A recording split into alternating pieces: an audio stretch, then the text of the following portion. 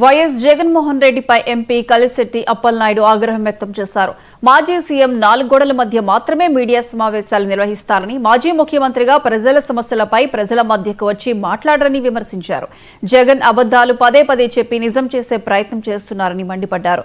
బాబాయ్ హత్యతో పోల్చుకుని తిరుపతి కల్తీ నెయ్యి అంశం చిన్నదిగా చేసే యత్నం చేస్తున్నారని ధ్వజమెత్తారు. ఒక అబద్ధాన్ని 100 సార్లు మాట్లాడినా నిజం చేయడానికి ప్రయత్నం చేస్తున్న విషయాన్ని కూడా ప్రస్తావన చేసుకోవాలి.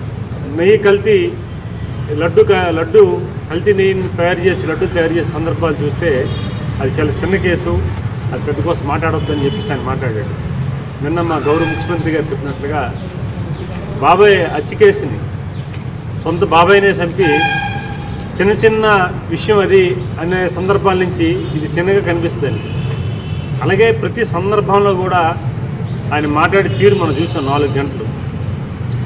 4 గంటలు కూర్చుని ప్రెస్ మీట్ కూడా నలుగురికి ప్రజలకు ఉపయోగపడే ఒక సంస్కరమైన మాట కానీ, లేకపోతే ప్రజా ప్రయోజనంగా సంబంధించిన మాట కానీ, లేదా ప్రభుత్వానికి మంచిగా సూచించే మాట కానీ అందులో లేదు.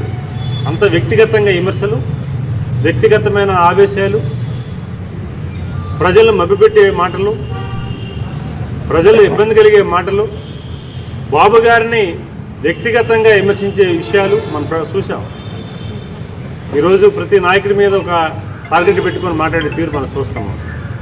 నేను అంటున్నది ఒక వార్డు నెంబర్ అయితే ఒక వార్డు నెంబరు ఆ వార్డు సంబంధించిన ప్రజల సమస్యల మీద ఏ రకంగా అధ్యయనం చేసి డిస్కస్ చేయాలి. ఒక సమావేశంలోకి వెళ్ళి బోర్డు మీటింగ్కి వెళ్ళి, పంచాయతీ బోర్డు మీటింగ్ అయినప్పుడు ఆ సర్పంచ్ దగ్గర, సెక్రటరీ దగ్గర ఏ ప్రపోజల్ పెట్టాలి, ఎలా మాట్లాడాలి, లేకపోతే అధికారులతో ఏ రకం డిస్కస్ చేయాలి అనేది ఒక ఆలోచన ఉంటుంది.